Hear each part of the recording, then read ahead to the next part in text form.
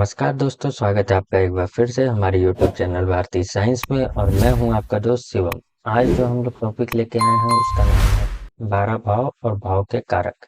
कौन कौन सा भाव होता है और उनके कारक कौन कौन से होते हैं। जो वीडियो देखते होंगे उनको तो पता ही होगा कि 12 भाव होते हैं। ठीक है, तो 12 भाव कौन कौन से होते हैं। हमारा पहला जो है उसको कहते हैं पहला भाव या लग्न। दूसरा द्वितीय भाव, तीसरा तृतीय, चतुर्थ, पंचम, षष्ठम या छठा, सप्तम, अष्टम, नवम, दसम, एकादश और द्वादश। ठीक है, ये 12 भाव होते हैं। अब हमको ये इस वीडियो में मेनली यही जानना है कि अलग अलग भाव के अलग अलग कौन कौन से जो है वो कारक ग्रह होते हैं।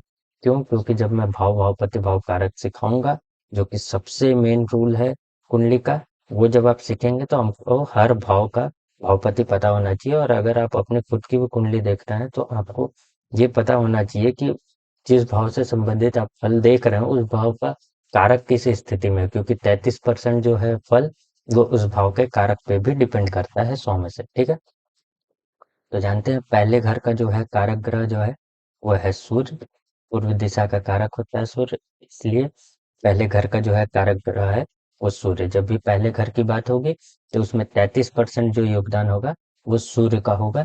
तो सूर्य को देखना जरूर होगा कि सूर्य कैसा है। ठीक है, उसके बाद दूसरे नंबर पे आते हैं हम लोग दूसरे भाव में। दूसरे भाव का कारक गुरु होते हैं, क्योंकि ये धन भाव और धन के कारक जो होते हैं गुरु।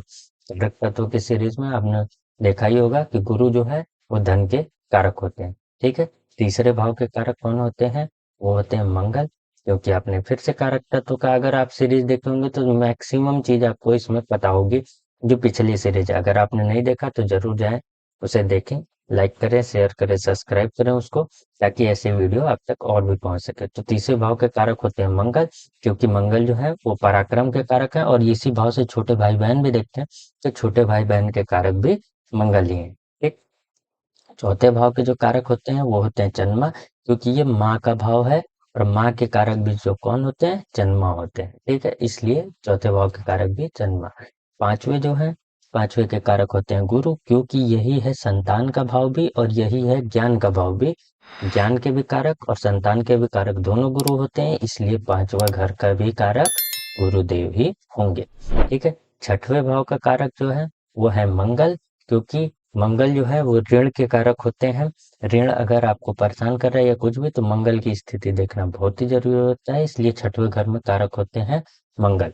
ठीक है, यहाँ पे राहु और शनि को भी थोड़ा थोड़ा कारकत्व मिलता है, पर वो ज्यादा शत्रुहंता बनाते हैं इसलिए। ठीक है, उसके बाद सातवें घर, क्योंकि पुरुष की कुंडली में स्त्री का कारक होते हैं शुक्र। तो और शुक्र जो है दाम्पत्य जीवन में भी कैसा स्थिति रहेगा उसके कारक होते हैं, इसलिए शुक्र जो है वो सातवें घर के कारक हुए।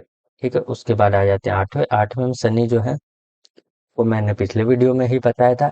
आठवें का शनि जो होता है वो आयु को बढ़ा देता है और आयु के कारक होते हैं शनि, इसलिए आपको आठवें घर का कारक होते हैं शनि देव। ठीक है, नौवें घर के कारक होते हैं गुरु, क्योंकि यहाँ से देखते हैं धर्म को भी। धर्म धार्मिक सारी चीजें वो कारकत्व वाले सीरीज में बताई था, इन सारी चीजों के कारक होते हैं गुरु। और उसके साथ साथ यहाँ से देखते हैं आपका लक, आपका किस्मत, आपका भाग्य। और भाग्य के कारक भी होते हैं देवगुरु बृहस्पति, इसलिए गुरु जो है नौवें घर के भी कारक है। उसके साथ साथ 10वें घर में आप देखेंगे कि चार ग्रह बुध, शनि, गुरु और सूर्य, ये चारों ग्रह जो हैं 10वें घर के कारक होते हैं, क्योंकि ये चारों ही इन जगहों पे अच्छा फल देते हैं। ठीक है, शनि इसलिए क्योंकि यहाँ पे जो है आपकी राशि होती है काल पुरुष की कुंडली में 10वीं उनकी शनि की राशि, इसलिए सूर्य जो है सरकार के कारक है इसलिए। ठीक है, तो इसलिए ये चारों ग्रह जो है वो यहाँ पे कारकत्व प्रदान करते हैं, क्योंकि इस जगह पे ये चारों ग्रह अच्छा फल देते हैं। ठीक है, उसके साथ साथ हम लोग देखते हैं 11वें, धन जो है आप खुद से कमाएंगे उसके कारक होते हैं धन के कारक गुरु, पहले ही बता चुका हूँ। इसलिए 11वें घर के भी कारक होते हैं देवगुरु बृहस्पति। और 12वें घर के कारक होते हैं शुक्र, क्योंकि भोग के कारक जो होते हैं वो होते हैं शुक्र, इस वजह से 12वें घर में भी इनको कारकत्व मिल जाता है। क्योंकि भोग के लिए सारे चीज के लिए आप क्या पैसे या व्यय कुछ भी व्यय करते हैं, तभी जाके आपका जो सुख होता है वो आपको मिलता है, और व्यय भाव में जाके कारकत्व प्रदान करते हैं शुक्र। यहाँ पे ये काफी अच्छा प्रभाव देते हैं, इकलौते ग्रह हैं कि 12वें घर में जाके ही कारक तत्व इनको मिलता है, कारकत्व मिलता है, बहुत अच्छा प्रभाव देते हैं। बाकी सब ग्रह जाके परेशानी क्रिएट करते हैं, और शुक्र जो है वो ज्यादा अच्छा प्रभाव देते हैं 12वें घर में जाके। तो ये रहा आज का वीडियो। अलग अलग जो हाउसेज हैं उनमें कौन कौन से ग्रह कारकत्व लेते हैं। और होप सो आपको वीडियो अच्छा लगा होगा। अच्छा लगा तो लाइक करें, शेयर करें, सब्सक्राइब करते हैं। मिलते हैं अगले वीडियो में, तब तक के लिए नमस्कार।